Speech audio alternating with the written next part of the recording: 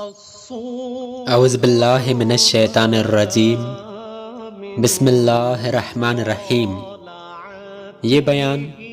کتاب سنی بہشتی زیور کامل سے بیان کیا جا رہا ہے، جس کو تحریر فرمایا ہے خلیل ملت حضرت مولانا مفتی محمد خلیل خان قادری برکاتی قدس سرہ العزیز نے۔ ایلا اور ظہار کا بیان۔ زمانہ جاہلیت میں ایک طریقہ میاں بیوی میں علیحدگی کا یہ بھی تھا کہ شوہر غصے میں آ کر قسم کھا بیٹھتے تھے کہ وہ اپنی بیویوں سے ہم بستری نہ کریں گے۔ اصطلاحاً میں اس کو ایلا کہتے ہیں۔ ایلا کرنے کے بعد جو ایک طرح کی طلاق ہی تھی، شوہر اپنی بیوی کے نان و نفقہ اور ہر قسم کے ادائے حقوق سے دست بردار ہو جاتا تھا۔ اسلام نے اس طریقہ طلاق کی بھی اصطلاح کی اور اسے ایک قانون کی شکل میں نافذ فرمایا اور فطرت بشری کا بالکل صحیح اندازہ کر کے حکم دیا کہ چونکہ زوجین میں تعلقات ہمیشہ خوشگوار تو نہیں رہ سکتے، بگاڑ پیدا ہوتے ہی رہتے ہیں، لیکن ایسے بگاڑ کو خدا کی شریعت پسند نہیں کرتی کہ دونوں ایک دوسرے کے ساتھ قانونی طور پر رشتہ ازدواج میں تو بندھے رہیں، مگر عملاً ایک دوسرے سے اس طرح الگ رہیں کہ گویا وہ میاں بیوی نہیں ہیں۔ ایسے بگاڑ کے لیے اللہ تعالیٰ نے 4 ماہ کی مدت مقرر فرما دی کہ یا تو اس مدت میں سارے پہلوؤں پر ٹھنڈے دل سے غور و فکر کے بعد اپنے تعلقات درست کر لو، لیکن اس صورت میں ایسی قسم توڑنے کا گناہ ایک خفیف سے کفارے کے بعد معاف کیا جائے گا،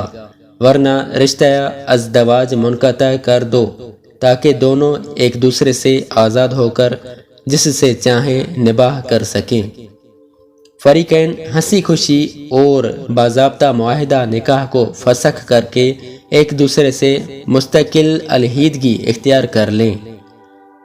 یہ اس سے 1000 درجہ بہتر ہے کہ رہیں تو میاں بیوی لیکن عملاً ایک دوسرے سے لا تعلق۔ عرب میں بعض اوقات یہ صورت پیش آتی تھی کہ میاں بیوی میں لڑائی ہوتی تو شوہر غصے میں آ کر کہتا انت علیہ کظہر امی۔ اس کے لغوی معنی تو یہ ہے کہ تو میرے اوپر ایسی ہے جیسی میری ماں کی پیٹھ، لیکن اس کا اصل مفہوم یہ ہے کہ تجھ سے مباشرت ہم بستری کرنا میرے لیے ایسا ہے جیسے میں اپنی ماں سے مباشرت کروں۔ جاہلیت کے زمانے میں اہل عرب کے یہاں یہ طلاق بلکہ اس سے بھی شدید قطع تعلق کا اعلان سمجھا جاتا تھا، کیونکہ ان کے نزدیک اس کی معنی یہ تھی کہ شوہر اپنی بیوی سے نہ صرف ازدواجی رشتہ توڑ رہا ہے بلکہ اسے ماں کی طرح اپنے اوپر حرام قرار دے رہا ہے۔ اسی بنا پر اہل عرب کے نزدیک طلاق کے بعد تو رجوع کی گنجائش ہو سکتی تھی، مگر ظہار کے بعد رجوع کا کوئی امکان باقی نہ رہتا تھا۔ اسلام آنے کے بعد اس طرح کے کچھ واقعات رونما ہوئے اور اب بھی بہت سے نادان مسلمان میاں بیوی سے لڑ کر اس کو ماں بہن بیٹی سے تشبیہ دے بیٹھتے ہیں، جس کا صاف مطلب یہ ہوتا ہے کہ آدمی گویا اب اس سے بیوی نہیں بلکہ ان عورتوں کی طرح سمجھتا ہے جو اس کے لیے حرام ہے۔ اسی فعل کا نام ظہار ہے۔ قرآن کریم نے ظہار کے متعلق پہلا فیصلہ یہ دیا کہ ما ہن امہاتہم الا یعنی اگر کسی شخص نے بیوی کو ماں کی طرح کہہ بھی دیا تو وہ بیویاں ان الفاظ کی ادائیگی سے ماں نہیں بن گئیں اور نہ ان میں کوئی ایسی بات پیدا ہوگی کہ وہ حرام قرار دے ہی دی جائیں۔ ماں کا ماں ہونا تو ایک حقیقی امر واقع ہے، کیونکہ اس نے آدمی کو جنا ہے، اسی بنا پر اسے ابدی حرمت حاصل ہے۔ اب آخر وہ عورت جس نے اسے نہیں جنا ہے محض منہ سے کہہ دینے سے اس کی ماں کیسے ہو جائے گی، اور اس کے بارے میں عقل اخلاق قانون کسی چیز کے اعتبار سے وہ حرمت کیسے ثابت ہوگی جو اس امر واقعی کے بنا پر جننے والی ماں کے لیے ہے۔ دوسرا فیصلہ یہ دیا کہ یہ حرکت تو ایسی ہے کہ اس پر آدمی کو بہت ہی سخت سزا ملنی چاہیے، لیکن یہ اللہ تعالیٰ کی مہربانی ہے کہ اس نے اول تو ظہار کے معاملے میں جاہلیت کے قانون کو منسوخ کر کے تمہاری خانگی زندگی کو تباہی سے بچا لیا، دوسرے اس فعل کا ارتکاب کرنے والوں کے لیے وہ سزا تجویز کی جو اس جرم کی ہلکی سے ہلکی سزا ہو سکتی تھی، اور سب سے بڑی مہربانی یہ ہے